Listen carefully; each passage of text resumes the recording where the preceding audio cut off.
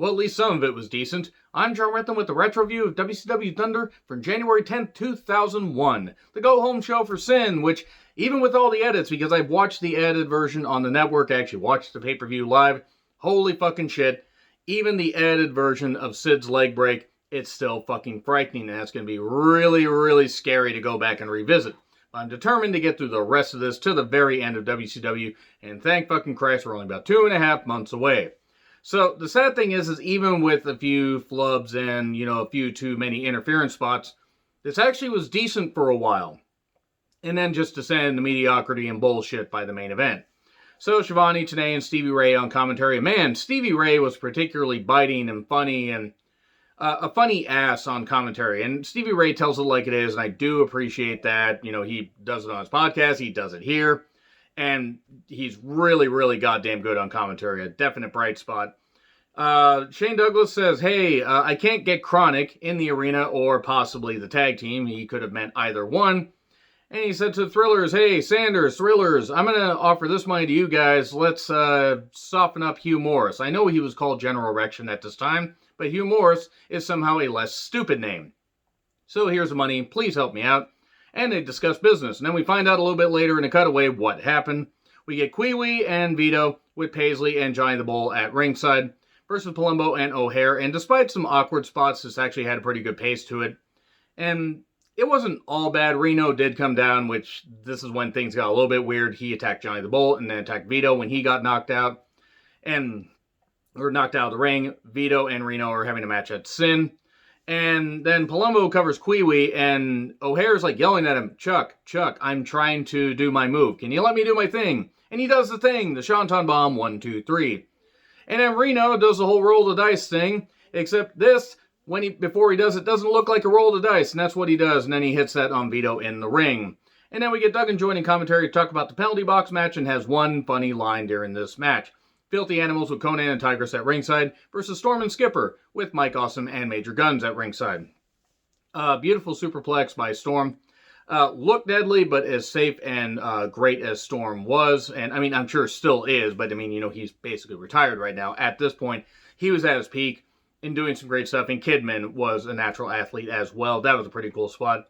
There was an awkward reversal by Ray where a Storm almost landed on his head. That was a little bit strange. And lots of, awkward exchanges as things went on. Like, they had good moments, but this is where things started to fall off the rails a little bit. The women start fighting, Tigress and Major Guns, and Stevie Ray calls it a yak fight. Why do you keep calling them yaks? What the fuck? Is yak a slang? I don't get it. I really don't. And Duggan says about the women fighting, what's a different kind of box? Penalty box. Jesus, Duggan. To be fair, it was funny. It was really goddamn funny. Storm catches Ray out of the air for a beautiful finish, making Ray tap to the Canadian Maple Leaf Boston Crab, or single leg crab. Really, really good finish there.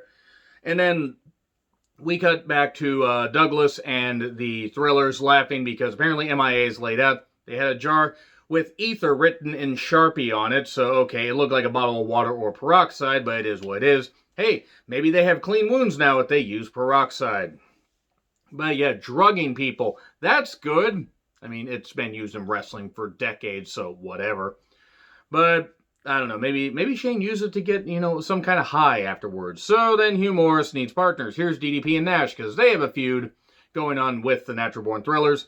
Shane cuts the same promo, running down the team, local sports team, all that kind of stuff. It's Shane, Jindrak, and Stasiak versus Nash, DDP, and Morris. We want Hall chance. There were times where I understood what they were trying to do. Douglas only wanted to get his hands on Hugh Morris when Hugh Morris was down because they have a U.S. title first blood match at Sin.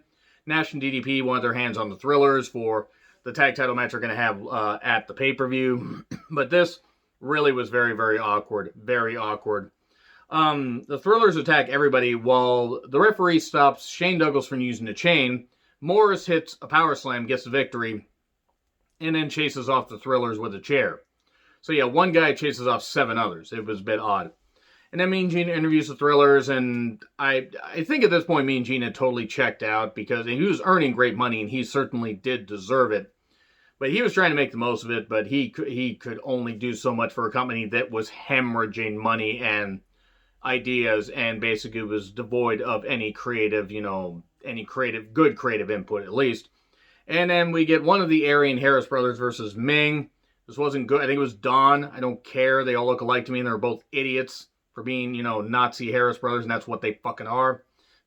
And even though they tried the old switcheroo, the old twin magic, belly to back suplex, 1, 2, 3, Ming gets the victory. And then we get a beatdown. Kwee runs down. He gets hit with the H-bomb. They try to hit the H-bomb on Paisley. Kwee pulls her out. Apparently no selling the H-bomb, even though he's kind of doing this.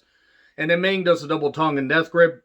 Refs come in. He headbutts one of them, lays a few out. And then the Young Dragons, Noble and Courageous, come out. Ming lays them all out because he's got a match against Funk and Crowbar for the Hardcore Championship at Sin. And would be the last Hardcore Champion because he would leave a week after that and show up at the 2001 Royal Rumble while still the Hardcore Champion because he's like, fuck it, I'm going to go earn a bigger paycheck here. And sadly, he was used better in WWE for the last, for the few months that he was there than he was at, for like the last couple years that he was in WCW. They would use him, then they forget about him, and it was really, really bad booking. We then get Miller with Miss Jones, who I have to say looked a lot better with straight hair. I do want to say that. And he talks to Sanders, I'm going to eat your ass alive, and then mentions eating ass a whole lot. He calls a fan fat ass about 5,000 times. Sanders comes out to talk about the dues he's paid, which leads to Stevie Ray saying, who were these dudes that he'd paid? And Shivani's like, dues. He paid dues. The Sin match is on. The bombshell is, hey, Miss Jones, you have a contract to be the assistant to the commissioner, but not to Miller. And Miller's no longer the commissioner, so get up here, get me some coffee. Much misogynistic jokes, but it is what it is because Miss Jones cutting Mike Sanders down, and then they dance, they do all this stuff. So it is what it is. Totally Buff versus Chronic, yeah, not good. All because Lex's great idea involved Chronic not getting paid. They were pissed. This match was not good. Goldberg shows up in SUV, eventually makes his way to the ring after about 8 years, hits a spear to Adams after Buff dodge, and that was a DQ. Chronic won by DQ, I believe. Goldberg then says you can run, but unless you're leaving the plant, you can't hide. You're next. It's Sin. He would lose, then get shoulder surgery, which was supposed to lead to a comeback, but WCW was sold well before that could happen. Then he sat out for a while and joined WWE, and then they did the whole Elimination Chamber botch, which led to him getting destroyed by a crippled Triple H, if you will, and it was really fucking dumb. So anyway, Sid then shouts about the main event, and then faces off against Scott Steiner. The match was given 5 minutes by the time Scott Steiner was done with his intro, and it was for the title, by the way. It wasn't good. Mystery Man comes down. It's Jeff Jarrett underneath the mask, and it leads to a DQ, and then Flair's like, what, oh, wait, here's the Mystery Man. Who is it? Oh, here he comes down. Security's doing this, and scene. And that's basically it right there. There's your Sin Go Home show. Yep, Sin, gonna review that. You're probably going to see that, pretty damn soon because I'm binging a bunch of this stuff because I have a lot of shit to watch in January and in February. So you're going to get a lot of this stuff, not quite on 20-year anniversary, but enjoy these retro reviews. Agree, disagree with what I said? Like, share, subscribe, Twitter handle in the description. I'm John Ritlin. I'll see you soon.